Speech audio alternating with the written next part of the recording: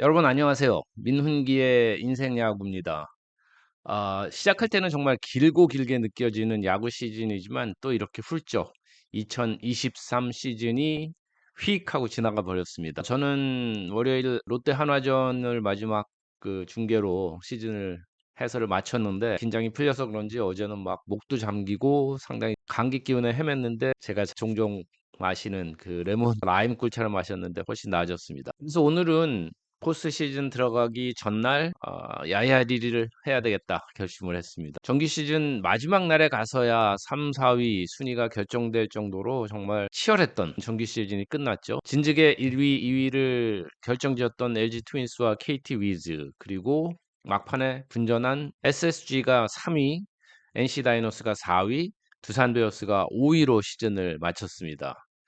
불부상이 이어진 기아 타이거스가 두산의 한 경기 뒤진 6위로 정규 시즌을 마쳤고요. 롯데가 7위, 삼성이 8위, 한화가 9위, 그리고 역시 부상이 극심했던 키움이 10위, 이 순위로 정규 시즌이 마무리가 됐습니다. 자, 그럼 와일드카드 두산 베어스와 NC 다이노스 얘기를 먼저 시작을 해보겠습니다. 정규 시즌을 5위로 마친 두산 베어스는 74승 68패 2무의 성적으로 접전의 페넌트 레이스를 결국 이제 5위로 마쳤는데요. 예상했던 것보다는 저는 좋은 성적을 잘 올렸고 또 초보 이승엽 감독이 팀을 잘 이끌었다라고 생각을 했는데, 그런데 마지막 날 홈 경기 때 야유를 받았다 해서 좀 깜짝 놀라기도 했습니다. 두산은 정규 시즌 팀 ERA가 3.92로 LG, NC에 이어서 리그 3위였고요. 625실점으로 네 번째로 적은 실점을 내줬습니다. 특히 선발진이 3.64 ERA로 1위였는데요. 선발진의 성적은 48승 46패. 불펜은 ERA가 4.34로 6위였고 26승 22패 41세이브 70홀드의 성적을 기록했습니다. 반면에 팀 타율은 2할 오픈 5리로 9위에 그쳤는데 대신 100홈런으로 공동 3위, 133도루로 2위 등의 좋은 기록을 남겼고요. 팀 OPS는 0.705, 6위의 랭크가 됐습니다. 그러니까 총 620득점으로 8위였고 득실차는 마이너스 5점으로 시즌을 마쳤습니다. 이 득실차라는 게 사실 가장 기본적인 전력 평가의 지표가 되는데요. 그런 점에서 올 시즌 KBO 리그는 조금은 특이했다라고 이렇게 볼 수가 있겠습니다. 두산이 득실차가 마이너스 5점, SSG는 마이너스 40점이었는데 5강에 진입을 했습니다. 반면에 기아는 득실차 플러스 76점을 기록하고도 5강에 들지 못했는데요.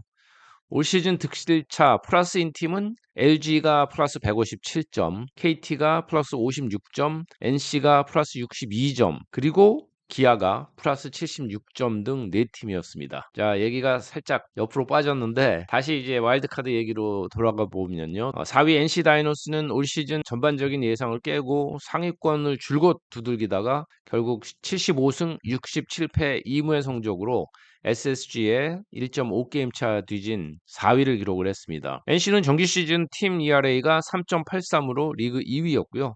617실점 역시 최소 실점 2위를 기록을 했습니다. 선발진 ERA는 3.76으로 리그 2위였는데 선발진의 성적은 47승 40패였습니다. 불펜도 ERA가 3.92로 3위였고요. 28승 27패 33세이브 8홀드의 성적을 남겼습니다. 팀 타율도 2할 7푼 3위, 투타 모두 상위권에 배치가 됐고 98홈런은 5위, 111도루는 4위로 좋았습니다. 팀 OPS 역시 0.732로 3위에 랭크돼서 상당히 균형 잡힌 그런 전력을 기록으로 보여줬습니다. 679득점으로 득점 3위, 또 617실점은 최소 3위를 기록하면서 득실차 플러스 62점을 기록했습니다. 자, 내일 19일 창원 NC파크에서 와일드카드 1차전이 벌어집니다. 두산은 우한, 곽빈. 올 시즌 23경기 선발로 나선 곽빈은 12승 7패, ERA 2.90의 호성적을 거뒀고요.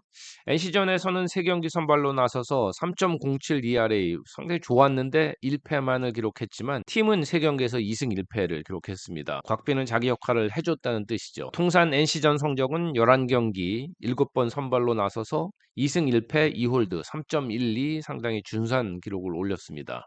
시즌 중에 가세한 테너 선수 좌반이고 5승 2패 2.92 역시 좋은 성적을 거뒀고 두산 딱 한 경기 1승 ERA 1.50을 기록했습니다. 올 시즌 두 팀은 정면 대결에서 8승 8패 상당히 팽팽했고요. NC는 두산 상대로 11홈런 66득점을 기록했고 두산은 15홈런 64득점 역시 팽팽한 기록을 남기고 있습니다. 4위를 하면서 홈구장의 2점과 함께 NC는 1승 혹은 1무만 거둬도 준 플레이오프에 진출을 하게 되는 반면에 두산은 원정 두 경기를 모두 승리를 해야만 SSG와의 만남이 성사가 됩니다. 그리고 준 플레이오프 와일드카드 이렇게 포스트 시즌에서는 만약에 연장전으로 가면 15회까지 경기를 펼치게 됩니다. 자, 이제 마라톤으로 벌어진 정규 시즌이 끝이 났고요. 단기전 승부가 펼쳐지는 포스트 시즌이 내일 19일부터 시작이 됩니다.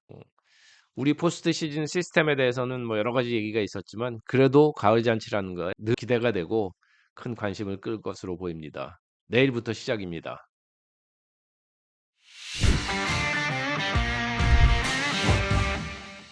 자, 다음은 한화 이글스 그리고 류현진 선수 이야기를 좀 하려고 합니다.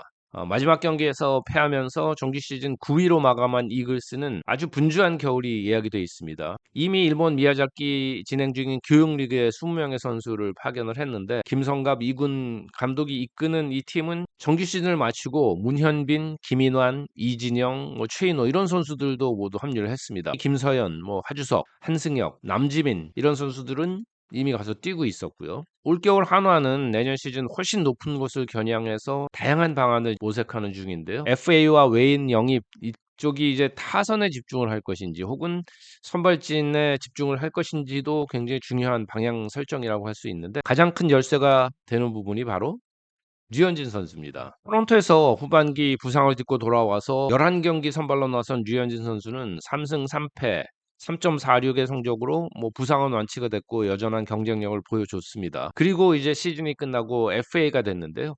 과연 메이저리그에서 선수 생활을 계속 이어갈 것인지 아니면 전격적으로 한화 복귀를 결정할 것인지 이게 대단히 큰 변수이기도 하고 한화뿐 아니라 모든 야구 팬들의 관심사다 이렇게 볼 수도 있는데요.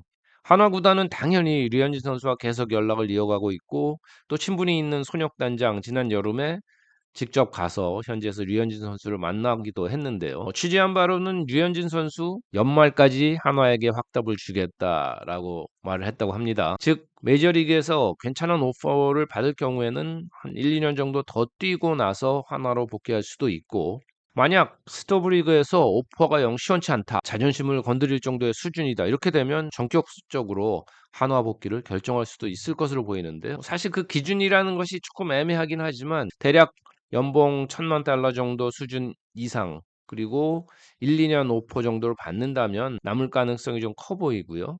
하지만 그 몸값이 절반 이하로 떨어진다던가 그렇게 되면 굳이 자존심을 상해가면서까지 메이저리그에 머물 생각은 없다라는 것이 류현진 선수의 의중인 것 같은데요. 정말 좋은 활약을 오랫동안 펼쳤고 또 많은 몸값 FA 계약도 하면서 돈도 많이 벌었고 또한 토론토의 그 포스트 시즌 엔트리에서 제외된 게 당연히 류현진으로서는 자존심이 좀 상할 수 있는 부분이었고 그런 부분이 이제 메이저리그 계속해서 머물지 여부를 상당히 결정을 할 것으로 보입니다. 돈도 돈이지만 명예나 이런 부분이 중요하죠. 제대로 대우를 받는다면 미국에 머물고 아니면 한화에서 커리어의 마지막을 멋지게 장식하겠다라는 의중인 것으로 보이는데 12월 초에 어느 정도 윤곽이 나올 수도 있습니다. 오는 12월 5일부터 미국 테네시주 내시빌에서 윈터 미팅이 열리는데요.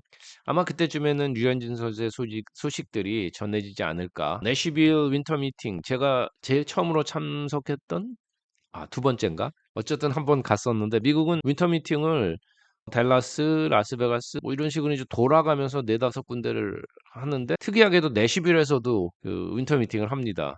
그때 갔을 때 꽤 추웠던 기억이 나는데 어쨌든 거기서 어느 정도 협상 테이블이 차려지면 아마 크리스마스 전까지 협상을 이어갈 수가 있을 테고 결정이 날 수도 있고 그렇다면 연말 전에 KBO 리그 하나이글스 복귀 여부가 정해질 수도 있습니다. 하나이글스의 2024 시즌 가장 큰 변수는 일단 류현진 선수의 복귀 여부가 될 테고 복귀를 하느냐 아니면 미국에 머무느냐에 따라 또 방향성도 좀 달라질 수 있기 때문에 류현진 변수를 큰 기대와 함께 주시해 보도록 하겠습니다.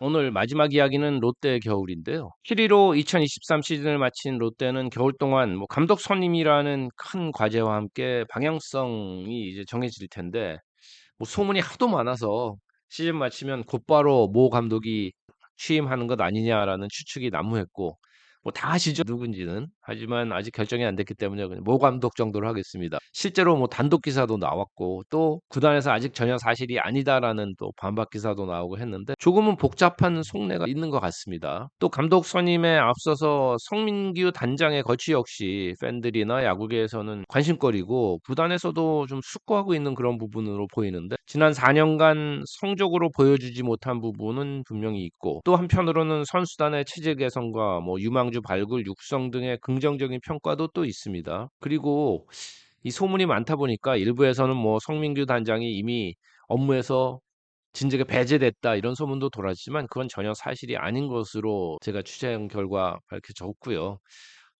부진한 성적에 대한 책임은 분명히 있는데 남은 임기 1년을 앞두고 과연 해고가 될지 뭐 그 부분은 본인도 사실 잘 모르겠다라고 얘기를 하더라고요. 하지만 일단은 모든 방향성을 갖고 준비를 하고 있고요.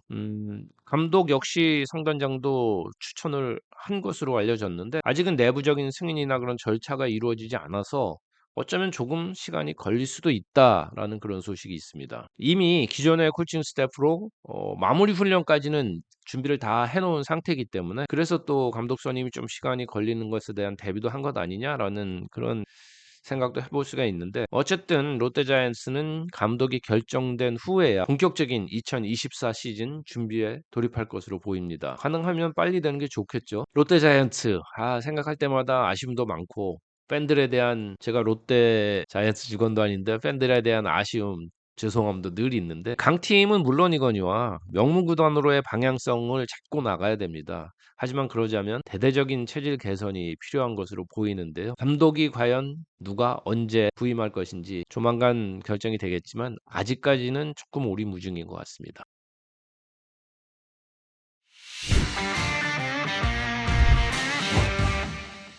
자, 오늘은 간략하게 와일드카드 또 류현진 선수, 롯데 감독 등의 얘기를 나눠봤는데요. 내일부터 와일드카드 경기부터 이제 포스트 시즌이 시작이 됩니다. 포스트 시즌 중계에는 지상파가 우선권이 있기 때문에 케이블은 대부분 옵튜브로 중계를 하는데요. 이 옵튜브라는 것이 경기 시간에 똑같이 스튜디오에서 이제 중계를 하는 건데 하지만 지상파에서 실시간에 중계를 하기 때문에 케이블사는 그걸 녹화를 그대로 떴다가 경기가 끝나자마자 다시 보여드리는 재방송이 됩니다. 저는 이번 주에 와일드카드 2차전 그리고 준 플레이오프 1차전 중계 해설이 잡혀 있는데 두 경기 모두 옵튜브가 될 것으로 보이기 때문에 스튜디오에서 실시간 중계를 하고 끝나고 정규 시간에 못 보신 분들 계시면 스포티비를 찾아서 보시면 좋을 것 같습니다.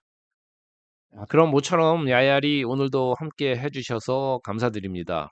포스트 시즌 동안에는 가능하면 자주 여러분을 만나러 오겠습니다. 그리고 이번 주 라방은 아직 날짜 시간을 정하지 못했는데요. 정규 시즌 마치고 갑자기 닥친 감기 기운 지금도 약간 떨치고 나서 경기 없는 날 잡아보도록 하겠습니다. 미리 예고하겠습니다. 그럼 오늘도 고맙습니다.